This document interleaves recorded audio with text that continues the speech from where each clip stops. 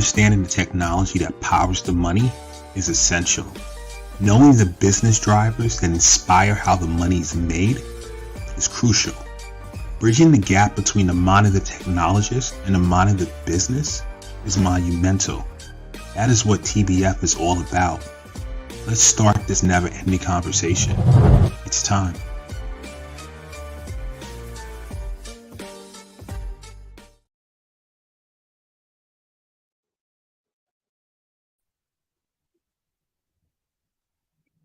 Happy Friday. Welcome to another episode of the Tech Behind FinTech. Today's episode, really excited for. We're going to be talking about non-custodial wallets. I'm joined by Marija Riba. Marija, how are you doing today? Doing really well. Great to be here. Excellent to have you. I mean, this is a topic I think that everyone should really, if you have crypto or if you're new to crypto, it's definitely a topic we want to dive into. I'm going to introduce Marija like we do on all our shows. Before I do that, just some few housekeeping stuff. We're streaming live from Facebook, LinkedIn, YouTube, Twitch, and we also have a stream going from Instagram on the side. If you want to make comments, welcome all comments and questions. You drop it in, you'll be part of the show and we'll interact. Our shows are very conversational. We're going to go back and forth and just really try to help the audience understand some stuff and dive in as we always do every single week. I'm your host, Nnamdi Osuagwu. Without further ado, let me introduce Marija by reading her bio.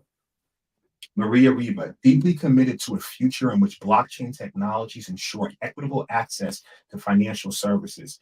Marija draws from a fintech background working for a payment service provider and product management experience for a custodial crypto platform to build intuitive, customer-friendly products. In parallel, she's a passionate advocate for increased female representation in finance, tech, and crypto. Keen to share experience and expertise, she's a tech mentor with Riga Tech Girls for the second year running, as well as a regular contributor to industry publications. Very impressive.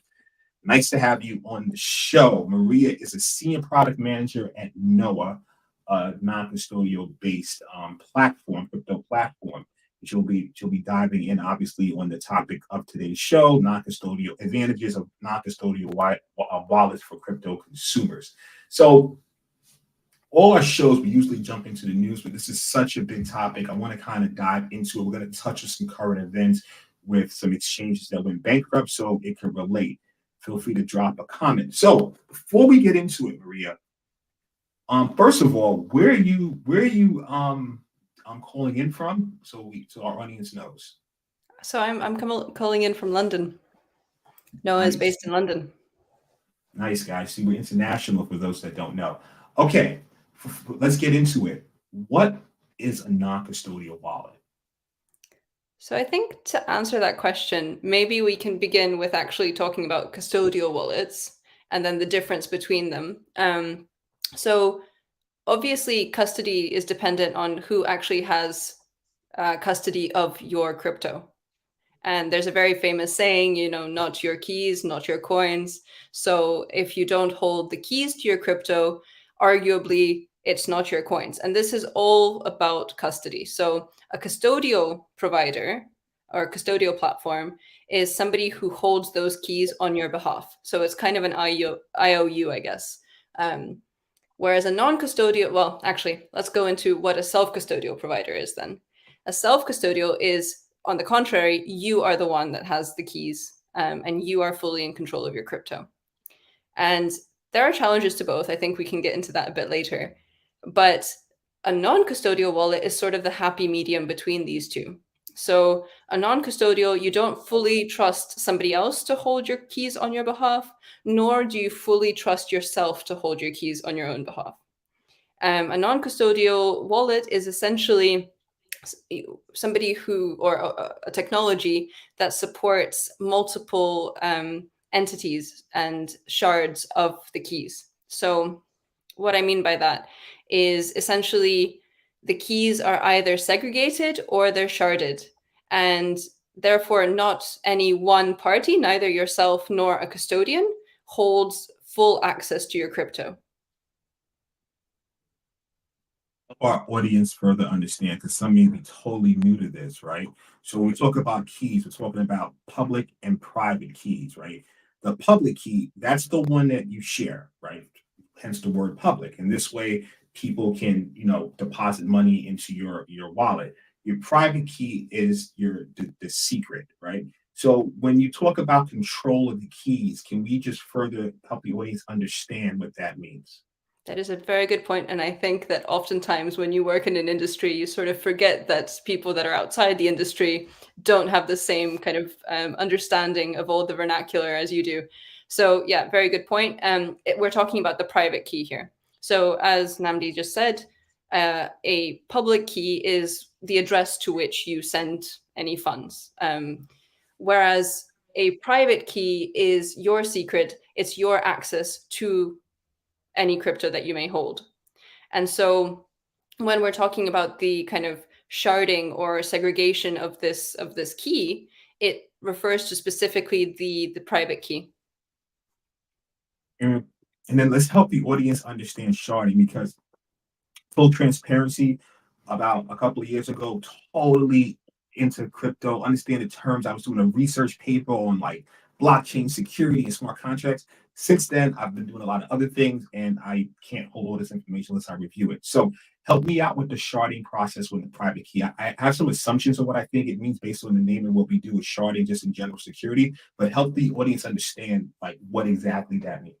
Yeah, of course. So essentially, like probably a couple of years back when we were talking about security and the way that non-custodial wallets can function, we're mostly thinking about multi-sig. So multi-sig is where you have multiple private keys, and then there has to be consensus between the holders of those multiple private keys in order for any transactions to be made. When we're talking about sharding, it's a newer technology, and it's a lot more flexible. So what sharding is that one single private key, it is split into parts, and those secrets are kind of distributed among different, I guess, companies or entities, or yeah, entities. I mean, obviously, you are one of those entities. You hold a shard of the private key. However, you don't take full responsibility for it, because maybe the wallet that you are using holds another part of that key. Maybe another custodian holds a part of a key. So no transactions can be fully signed or executed without all of those parties being in agreement, or some percentage thereof, because also, not to complicate matters, but you can also do like 2 out of 3 or 4 out of 5. To get the majority consensus. Now, in the case, so the audience understands, right? We talk about like custodial things that you're familiar with. Most people who are even like novices to crypto are familiar with Coinbase. So that's an example of an exchange that's a custodial wallet, right? They hold they control both of those keys, obviously your private key, and you don't own that, right? You have access to it. You can log into your Coinbase account, but you don't necessarily own that private key. Is that accurate? Exactly, yeah. Although, Okay. to complicate matters, Coinbase specifically have Coinbase, which is the exchange platform, which is custodial, and they also have Coinbase Wallet, which is a non-custodial wallet. But All right. No, excellent. That's good information. Like like a lot of the users use the other side, the custodial aspect. Now, in that same aspect, if we go down that path, so I have a non-custodial wallet, like your company, Noah, you non-custodial. You mentioned sharding. I'll get the owner, right, or the user, which is me, hypothetically. I'll get a piece of that shard. You have a shard. How do we now complete a transaction in that scenario? so that's entirely cryptographically verified. Okay. Actually, with Noah at the moment, because we're still in beta, um, the customer does not receive one of the shards. This is the next stage. So at the moment, this is held by Noah and by the digital asset service provider. And essentially, that consensus is reached when the customer makes a request to complete a transaction or to execute a transaction. At that point, that goes to these two entities that then follow the customer's instructions. So they verify that it's the customer who's making that request, and then they execute on the customer's behalf. So once we introduce the customer shard, that also becomes the customer executes this command, and all of those different pieces kind of come together to execute the command. Perfect. Now, and we could even though you're in beta, we could talk about future state and what the ideal goal will be. So based on now giving everyone different examples, right? We talked about self-custodial, we talked about non-custodial, we talked about custodial, we gave examples, self, something that you have 100% control of your private key. Non-custodial in an example that Marija just talked about, which her company and other companies do, in which they give out shards. And we talked about custodial, gave it a perfect example of Coinbase, not the Coinbase wallet, but just the general exchange platform. Now, help me understand the advantages, right? Because if I'm a regular user, not as familiar with the whole crypto going into it, I just know I have a Coinbase account. A friend told me, listen, you should buy some Bitcoin, buy some Ethereum. I said, you know what? Boom. I bought some. I don't want to think about it right now. What's some of the advantages of having a non-custodial wallet? So I think this is very much about how deep into the wormhole you've gone, right? Because when you just hear about crypto, you don't really know very much about it, but you have maybe fear of missing out, you want to get into it. So you will most likely turn to a custodial exchange. It's the most user-friendly. It's the one that has the nice interfaces. You quite quickly understand how, like, it's connected to all the traditional banking methods. You understand how to buy crypto. You kind of understand that it's stored, it goes up and down in value.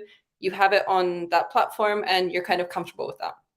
When you start learning more and more about this, you realize that, again, that custodian is entrusted with your crypto. So as kind of recent cases have shown, especially when we talk about FTX, for example, like if you have your money somewhere and something goes wrong, there's no way for you to recover that. So you are trusting somebody to have full access of your crypto, basically.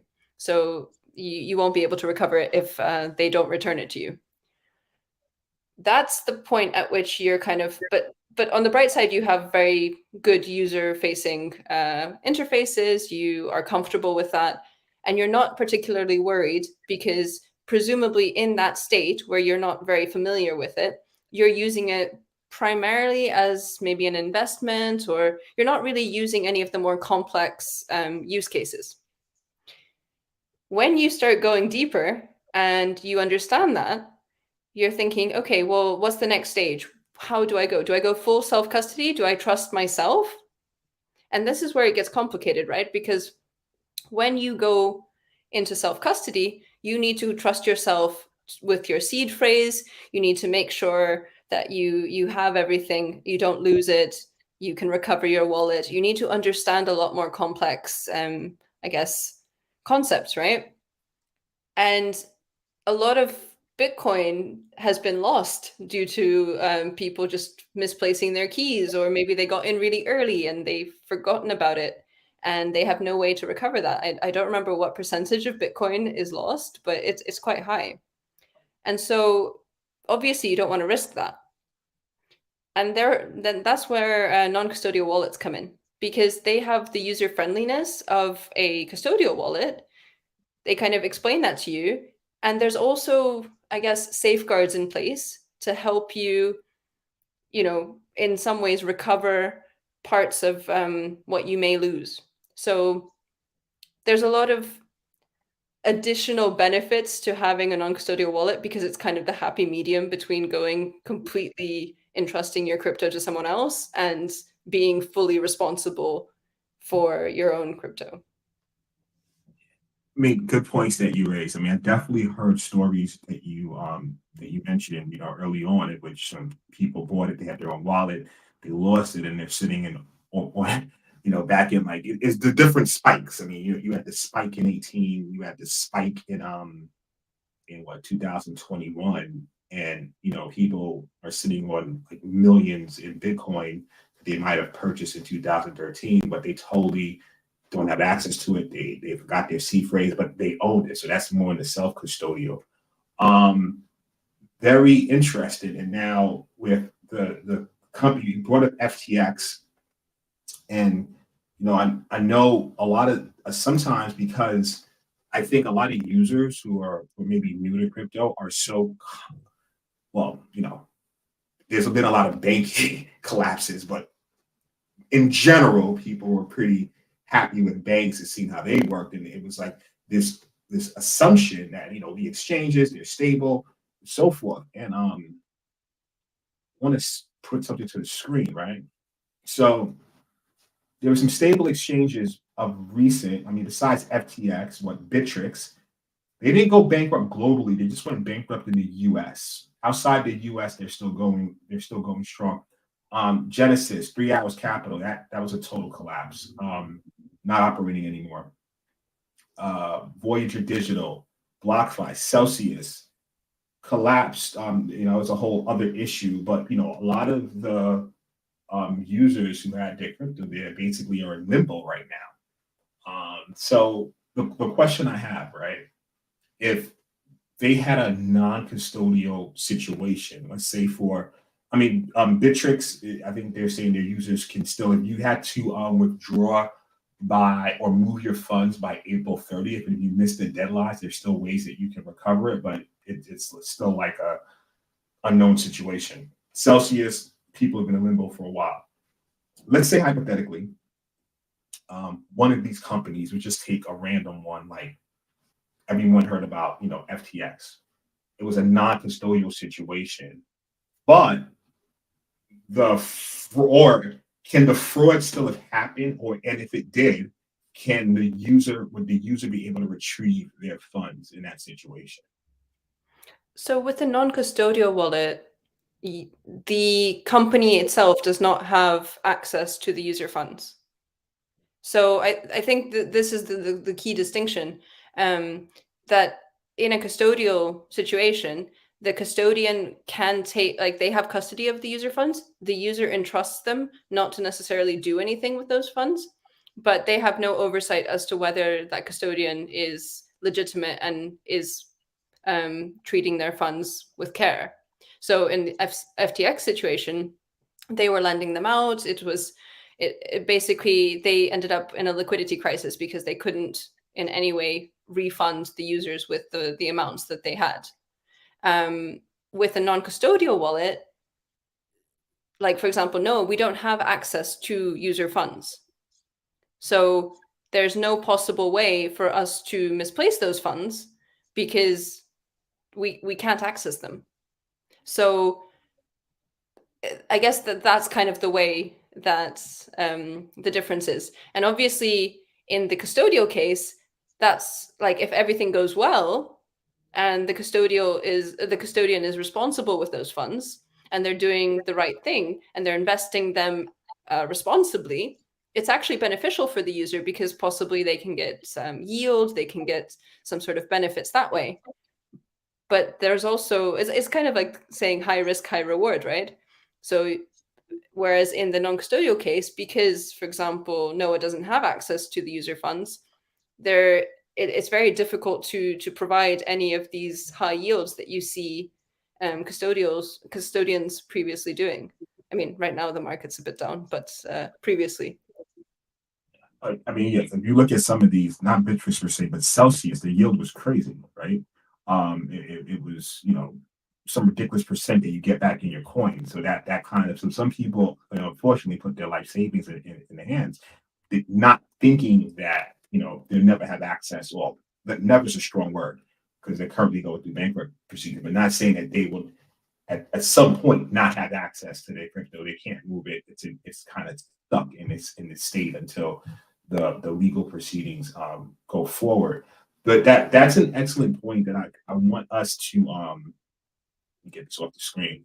I want us to drill down to. So is there any case on the non-custodial side or non-custodial examples that actually produce yield for the users, or it's just a safe storage for, I don't know, ever. Like how No, no, how no. how do There are ways. I mean, this is not something that we do because we're a Bitcoin only wallet, but other wallets, they do produce both yield, well, in two ways. So, for example, one non-custodial wallet could temporarily put your crypto into custody.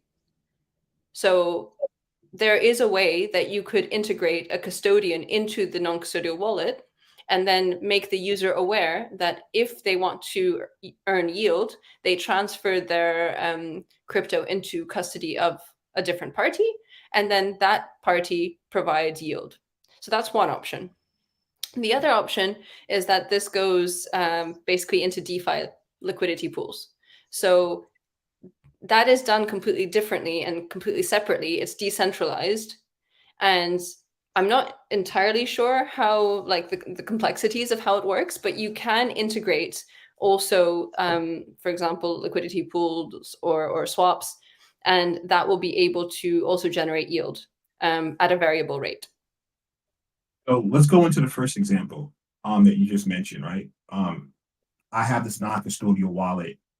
I get a pop-up or I get a message saying, listen, if you want to earn yield, you could temporarily, for a certain amount of time, transfer the funds into custody. At that point that I say, yes, I do want to earn yield and I do that, because it's important to know, I didn't give up my full control access. Like if something happened into my crypto while you're in custody, the company said, you know what, we're shutting down, whatever, bankrupt, I then lose access at that point. Is that an accurate statement? Sort of. It depends, because it's not about the wallet. By that point, you have transferred your crypto out of that wallet and into the account of the custodian. So basically what you're doing is, in the non-custodial wallet, you are still in charge of your crypto. It's with that wallet. But part of the keys are still yours, and therefore it's still your crypto. Whereas when you make the agreement with the custodian to transfer your crypto to the custodian, that's the point at which you are actually transferring your custody over to that custodian. So then, if that custodian, just for the examples that we just went through, right? If they go bankrupt or something like that, you would the crypto that you transferred out, you then can be in limbo in the Exactly. situations of FTX or Bittrex or Celsius and stuff like that. Okay. So for Very example, you like, say you had a sum still within the wallet, but you decided to take half of it and put it into a custodian, and then the custodian goes bankrupt and something happens with them. You will lose that half, whereas the other half will remain kind of in your custody. so besides not generating yield, right? What are some of the other, or what are some disadvantages of non-custodial, right? Because it can't all be 100% positive. Or can No, it no, be? no. I mean, of course, there's still some complexities, right? So, um, a lot of work has been done in recent years to make this more user-friendly, and a lot of the interfaces have become a lot simpler, and people understand it a lot better. But a lot of like the main disadvantages remain the same as with self-custodial wallets, right? Like it's a challenging process. People need to um, become familiar with new technologies that are quite complex to understand. And therefore, there's a lot of outreach from non-custodial wallets, essentially providing like blog articles, educational resources, trying to explain how exactly this all works. But I think that, yeah, the biggest disadvantage is the fact that it's tricky if at any point you lose access. So, for example, say you have, I mean, in our case, at the moment, it's kind of fine. But if the user were to have part of the key shard, and they were to lose access to their account, they've lost access to that key shard. It's possible to recover, but it's not an easy process. So, for instance, and this is all security based. So our solution for this that we're building at the moment is kind of a long drawn out process of recovery, which would take up to 7 days, and like constantly confirming with the user that this is something that they want to do. They want to recover those that key. I guess to answer your question, it's mostly the inconvenience of doing this. So with a custodial wallet, with the user interfaces that they have, it's all very straightforward. You lose access, it's very easily recoverable. With a non-custodial wallet, it's quite complex. It's an inconvenience. With self-custody, it's almost impossible. This is good information to have. I want to kind of drill back into the non-custodial part of losing this. When you say losing access, do you mean the shard that you have for your private key, you somehow lose that? Is that what you're referring to? I mean, you lose access to your account. So if, for instance, you lose access, so because the non-custodial wallet, in most cases, not all cases, it again, like the infrastructure and the way that it works it varies very deep, very much across the industry. But in a lot of cases, they don't actually give you fully your keys. So if you lose access to the device, for example, that is holding part of the shard, then you can no longer sign those transactions. And the process of recovering that, you need your keys for. So in order to then kind of move to a separate device, you would need to re-enter those keys and restore access on a new device, if that makes sense. No, that makes sense. I want to just walk people through so everyone's clear and understanding it. You say device, let's say hypothetically, most of the users, I know that in the case of Norway, you're trying to bring it to different regions globally, and most don't have laptops, but they would use a phone per se, right? So have this phone, just walk me through it, help me out where I'm wrong at it. Have this phone, I set up my shard, my private key on this phone to connect it to my non-custodial wallet in this situation. That phone gets stolen, right? Or I lose it or whatever. Now I'm like, okay, I need to get access to my account. I get a new phone, right? I may have saved, what if outside of the phone, I saved certain information? How would I then connect that phone to this non-custodial wallet? How does that work? So that if you have that information secured somewhere outside of the previous phone, then you won't have an issue. You will be able to recover it. It's the problem if you have all of your information secured on that one phone that then gets stolen. That is the issue.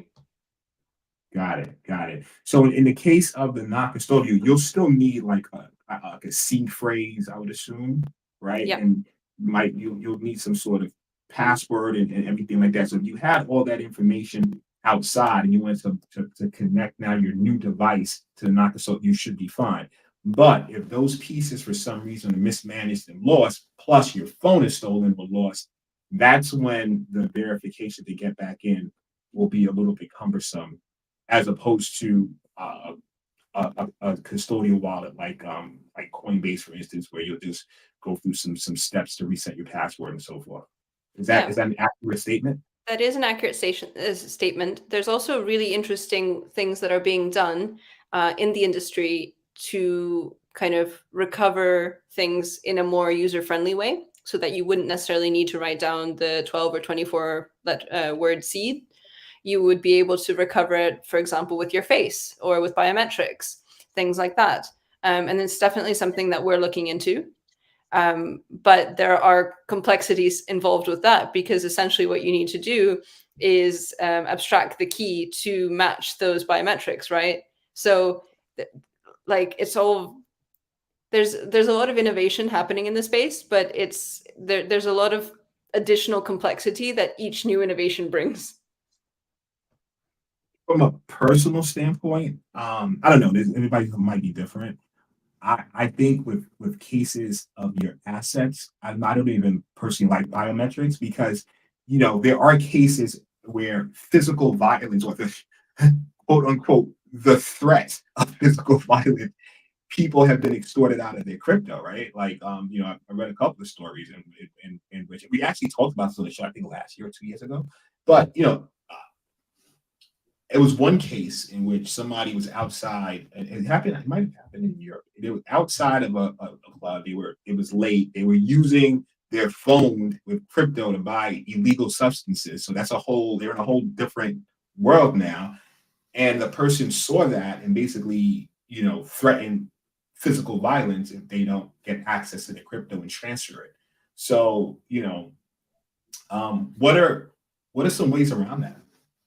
So there are some really interesting innovations in that space. I haven't actually come across them myself, but I know of them.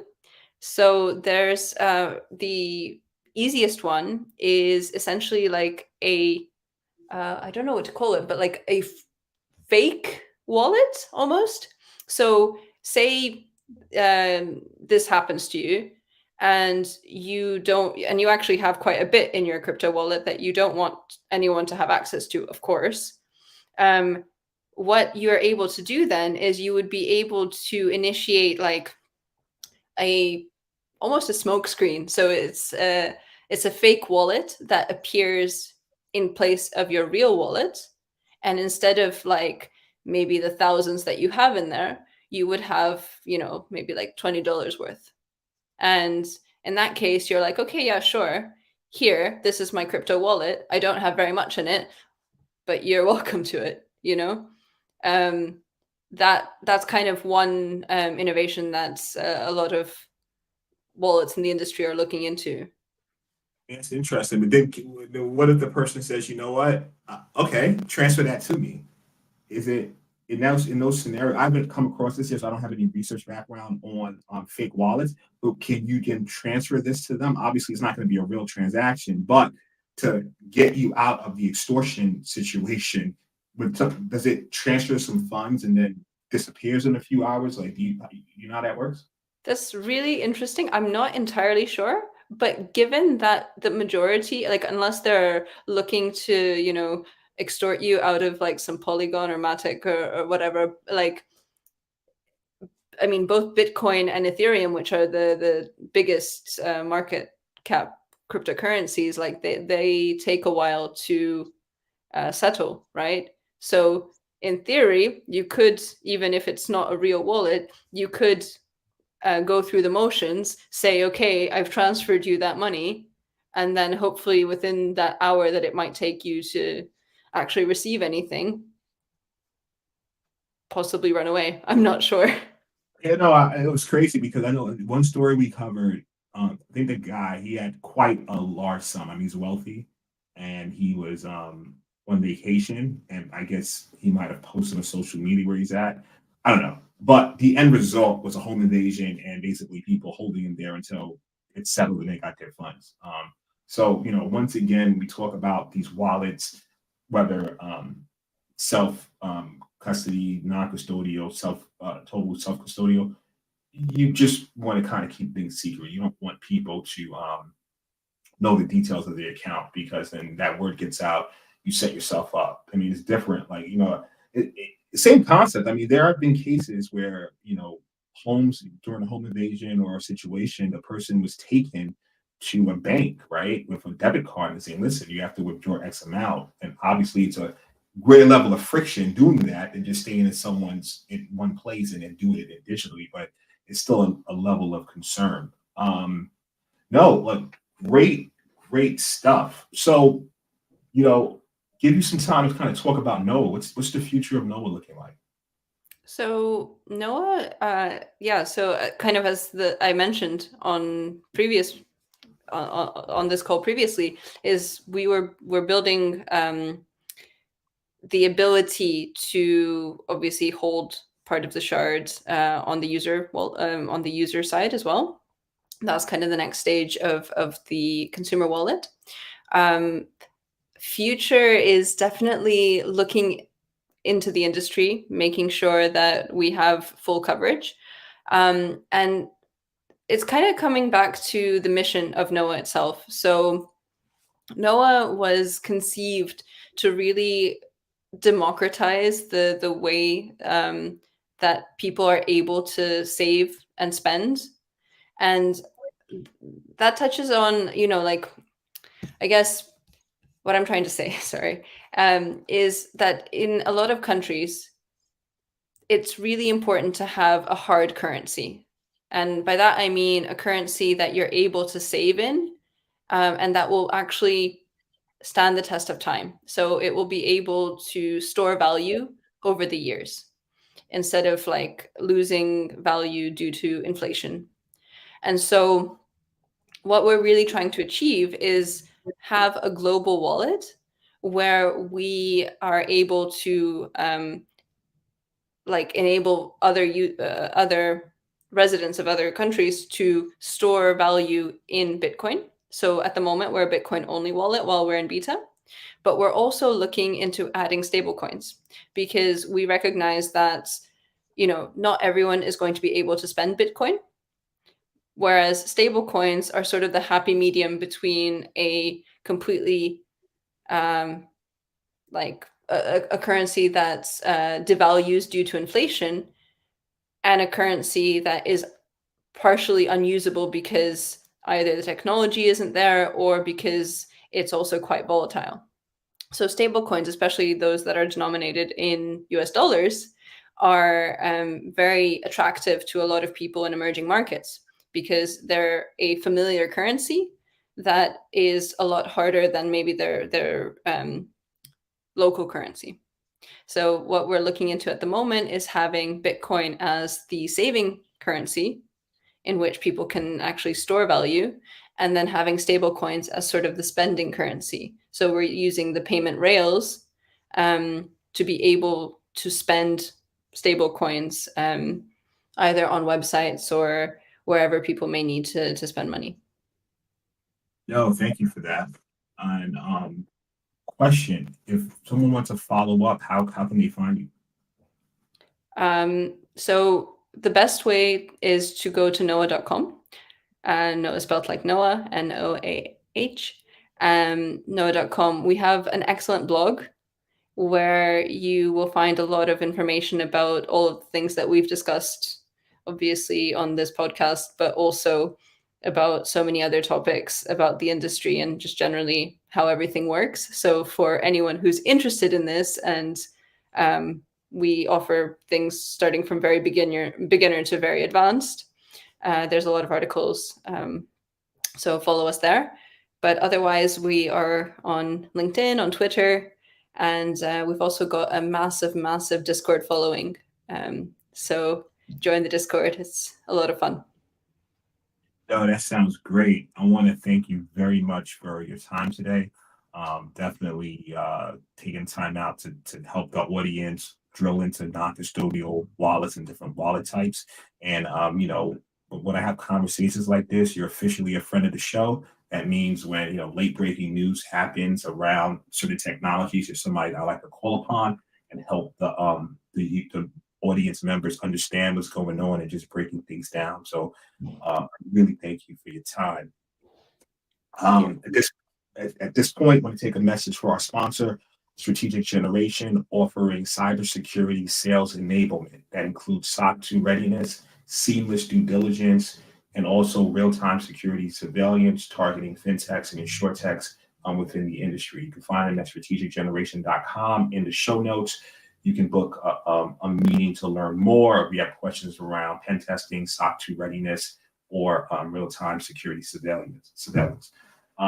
So thank you very much, Marija. I bid you a happy weekend. To the audience and the viewers, thank you very much for taking the time out today to watch this episode, whether you're watching it live or you'll see it sometime next week, next month, or next year. Thank you for the viewership and the support, and also the behind the scene DM messages that I get and things of that nature. We are here live every week at Friday, 12 p.m. Eastern Standard Time. And I'll catch you next week, same time, same bat channel. Marija, you take care. You have a spectacular weekend. Thank you.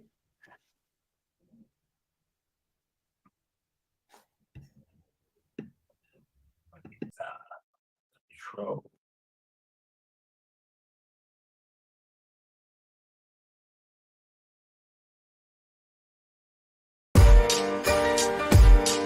Understanding the technology that powers the money is essential. Knowing the business drivers that inspire how the money is made is crucial. Bridging the gap between the mind of the technologist and the mind of the business is monumental. That is what TBF is all about. Let's start this never-ending conversation. It's time.